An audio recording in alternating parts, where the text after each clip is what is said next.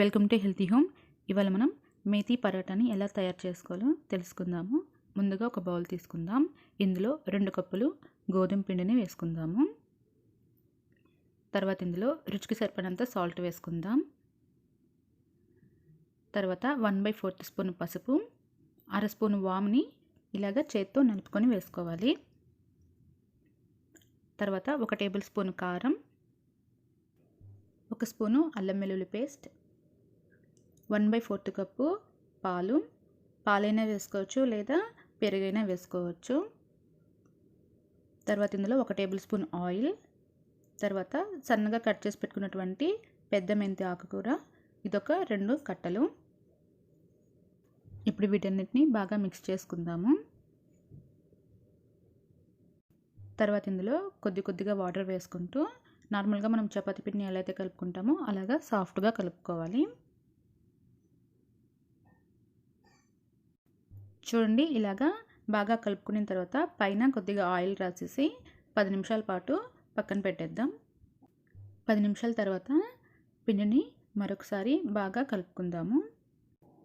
చూడండి, ఇలాగా 2 నిమిషాల పాటు పిండిని బాగా కలుపుకోవాలి. తర్వాత పిండిని ఇలాగ రోల్ చేసుకొని కొద్దిగా పిండిని తీసుకుంటూ ఇలాగ రౌండ్గా చేసుకొని పక్కన పెట్టుకోవాలి. ఇలాగే మొత్తం పిండిని కూడా రెడీ చేసుకొని పక్కన పెట్టుకోవాలి. తర్వాత కొద్దిగా పిండిని చల్లుకొని ఒక్కొక్క పిండి ముద్దని నార్మల్గా మనం చపాతీని ఎలా అయితే ప్రిపేర్ చేసుకుంటామో అలాగా ప్రిపేర్ చేసుకోవాలి. మరి పల్చగా కాకుండా కొద్దిగా మందంగా ఉండేలాగా చూసుకోవాలి. చూడండి, ఇలాగా ప్రిపేర్ చేసుకోవాలి. ఇప్పుడు స్టవ్ వెలిగించుకొని ఒక ప్యాన్ పెట్టుకుందాం. ఇప్పుడు ఈ ప్యాన్ మీద వేసుకొని నెయ్యి వేసుకొని కాల్చుకోవాలి. నెయ్యికి బదులుగా ఆయిల్ని కూడా వేసుకోవచ్చు, కానీ నెయ్యి వేసుకుంటే పరాటాలు చాలా టేస్టీగా ఉంటాయి. చూడండి, పరాటా అనేది మనకి లైట్గా కలర్ చేంజ్ అయింది.